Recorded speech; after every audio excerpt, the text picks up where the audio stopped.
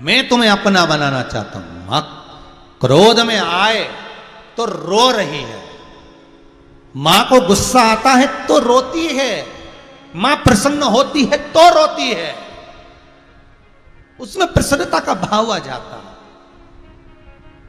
प्रसन्न है तो भी रो रही है और क्रोधित है तो भी रो रही है।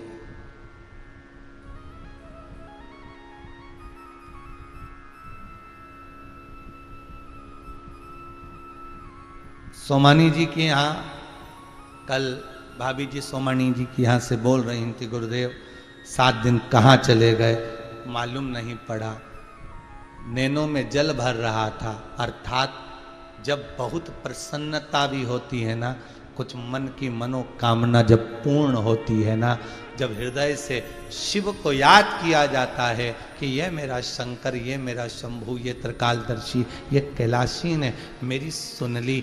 और कहाँ 2023 में कथा मिल रही थी, कहाँ बाबा ने कृपा कर कर इतनी जल्दी करुणा कर दी। मतलब शंकर ने सुन लिया तो प्रसन्नता के भी नेत्र से अश्रु बह रहे थे, नेत्र प्रसन्नता के बह रहे थे। कितनी कृपा करी होगी साहब। फिर निवेदन करूंगा, जितने कथा श्रवण कर रहे हैं उनसे भी, जितने लोग पहले करवा चुके हैं और करवा रहे हैं उनसे भी, कहीं बाबा ने कृपा करी होगी, इसलिए ये शिव महापुराण की कथा हो रही होगी। कुछ उसकी कृपा जरूर है साहब, उसकी करुणा जरूर है, उसकी दया जरूर है, बहुत कृपा।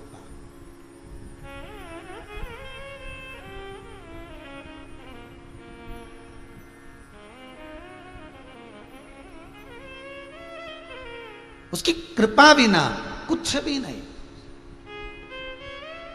सोमानी जी इस कथा के बाद में अगली कथा जो है वो 30 तारीख से है, उसको मॉरिशस वाले करा रहे हैं ऑनलाइन।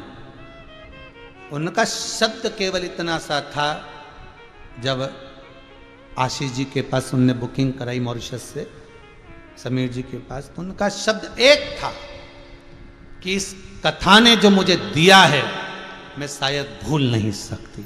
इसलिए अब विदेश में रहने वाले, उनका विदेशी कल्चर और मॉरिशस में रहकर कथा का रसपान करा देना।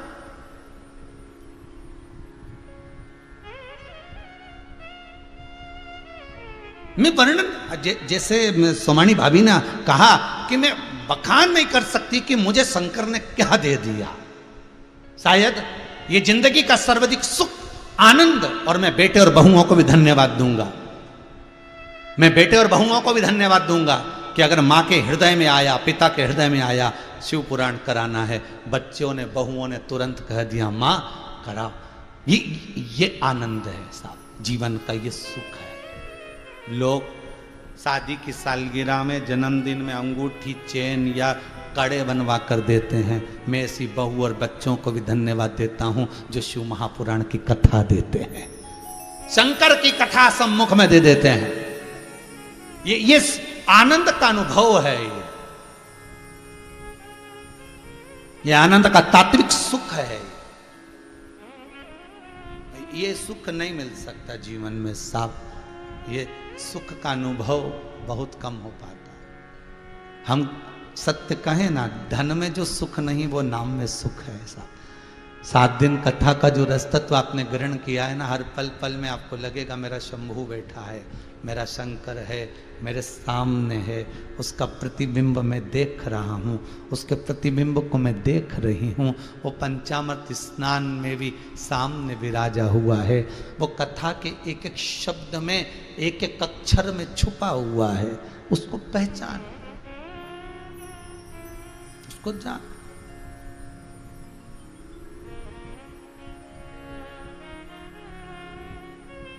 और जब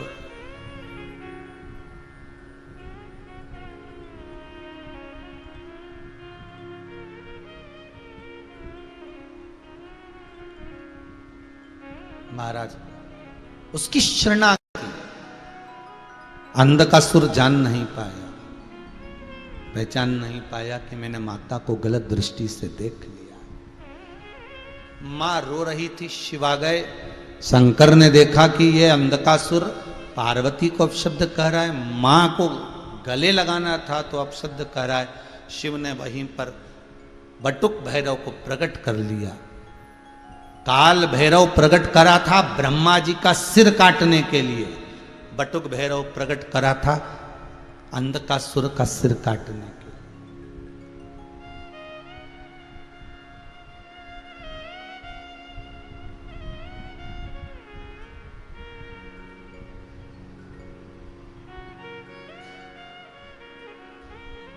सिर कट गया, अंधकासुर मर गया। चित्तवृत्ति शिव के चरणों में छोड़ गया।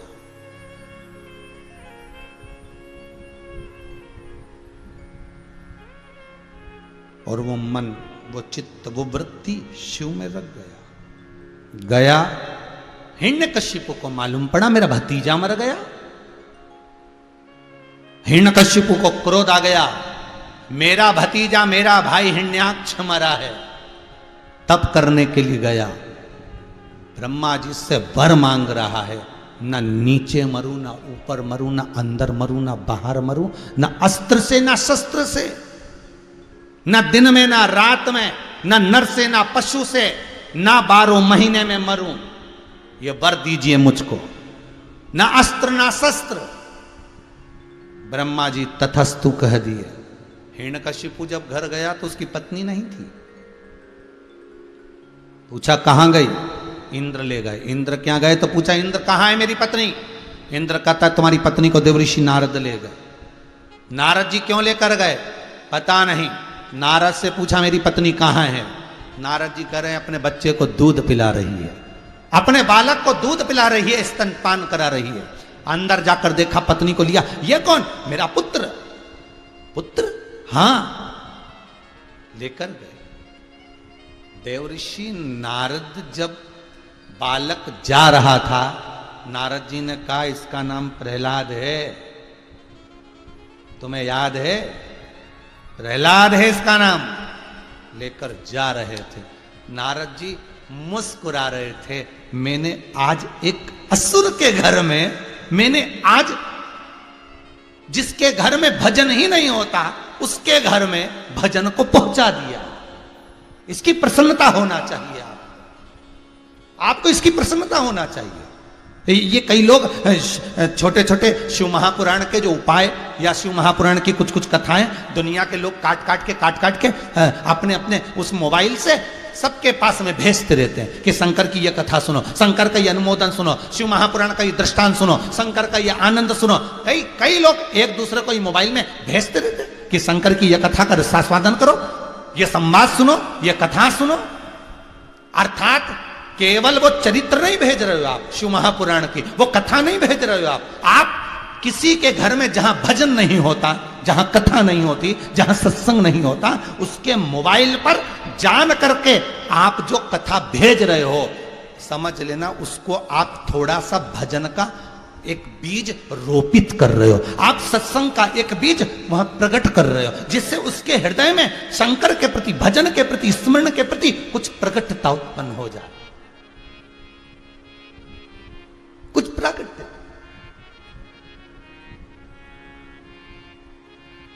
सुनो तो मेरा मन कर रहा है, आप थोड़ी देर 5 मिनट कथा सुनोगे। मैं अभी आई, मैं वॉशरूम जा रही हूं, तुम कथा सुन के मुझे बता देना कि कथा में आगे महाराज जी ने क्या कहा। मतलब पति को लगा गई काम से, खुद चली गई बाथरूम में, बाथरूम से आई तो रसोई घर में चली गई, उसको कथा सुनाई दे रही है और वो अपने काम में लगी, उनको लगा कर गई कि थोड़ी सी तो सुन लो, थोड़ा सा, बहुत होता, बहुत। छोड़ दिया काम। आते से पूछा क्या बता रहे थे? हाँ बोल रहे थे कि ऐसा ऐसा ऐसा, बस इतना तो मैंने सुन लिया था, पर बोल अच्छा रहे थे।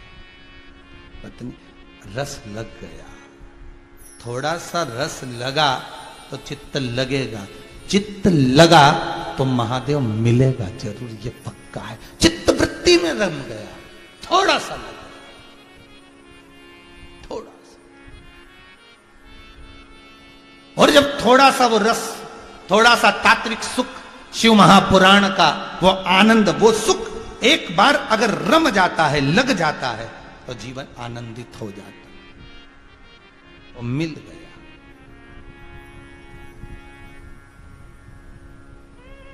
सुन लो मेरे श्याम सलोना,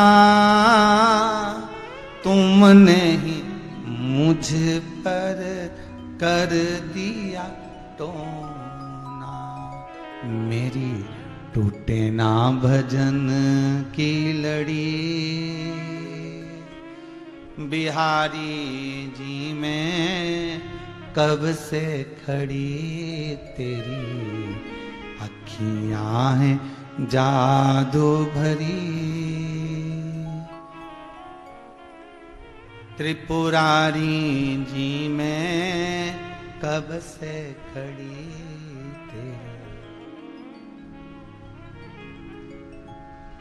तुम सा ठाकुर और न पाया, तुमसे ही मैंने नेहा लड़ाया, नेहा लड़ाया।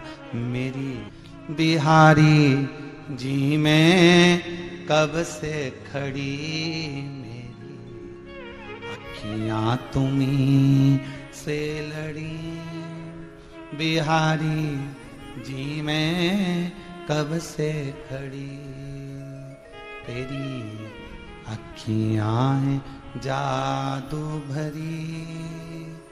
त्रिपुरारी जी में कब से खड़ी।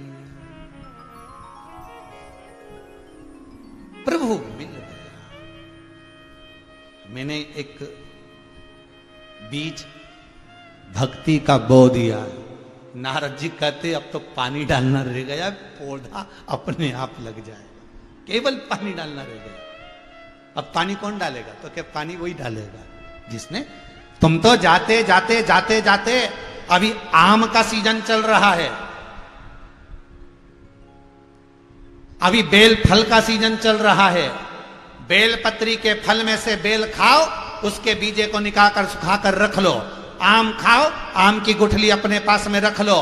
जब गाड़ी से निकल कर जाओ, जहां जंगल मिले वहां पर गुठली फेंकते फेंकते, बीज फेंकते फेंकते जाओ। पौधा लगेगा, जल बो देगा, आओगे कभी वो पौधा कंप्लीट मिल जाएगा। तुम्हारा काम है तुम तो बीज डालो, तुम्हारा काम है तुम तो दे दो उसको, फिर पानी बो देगा। नारद जी कह रहे हैं मैंने प्रहलाद जब गर्भ में था, माता को इतना ज्ञान दिया है, प्रहलाद की माता को, हिरण्यकशिपु की पत्नी को इतना ज्ञान दिया कि इसके गर्भ से जो बालक निकला उसने आते सी भगवान के नाम का एहलाद करा, वो प्रहलाद हो गया। और वो जो भेजा है हिरण्यकशिपु के घर में, बस अब कुछ नहीं करना। एक आम का पौधा लग गया, सारा घर उसी को खाएगा पक्का। थोड़ा किसी को खट्टा लगेगा, कि कोई अचार डाल के खाएगा, कोई पक जाएगा तब खाएगा, पर खाए ये पक्का। कोई मुरब्बा भी डाल लेगा, कोई अचार भी डाल लेगा। भजन का तो यही आनंद है कि कोई को भजन में आनंद आता है, किसी को दृष्टांत में आनंद आता है, किसी को कथा में आनंद आता है। ये अपनी सोच है, ये अपनी बुद्धि है, ये अपना चित्ता। शंकर स्वयं देवऋषि नारद ने एक बीज ऐसा रोपित कर दिया, धर्म का, सत्संग का, संकीर्तन का, ऐसा बीज रोपित करा है कि हिरण्यकशिपु उस बालक को जब लेकर चला, बड़ा हुआ, गुरुकुल पढ़ने के लिए भेजा उसको, और जब विद्याध्ययन के लिए भेजा है उसको, पर जिसको गर्भ का ज्ञान हो उसको दूसरे ज्ञान की जरूरत ही नहीं पड़ती। आप अच्छा दीजिए, अच्छा मिलेगा, पर दिक्कत एक ही खड़ी होती है ना, आजकल डॉक्टर कह देते बेड रेस्ट, पलंग पे पड़े रहो, टीवी देखते रहो, बस। औलाद भी वैसी पैदा हुई, दिन भर महाराज। थोड़ा सा भजन गर्भावस्था में बहुत जरूरी है। इस संसार सागर में एक निवेदन फिर करेंगे, बच्चों को संस्कार ऐसा देना कि घर में आप जो पूजन, आप जो पाठ आप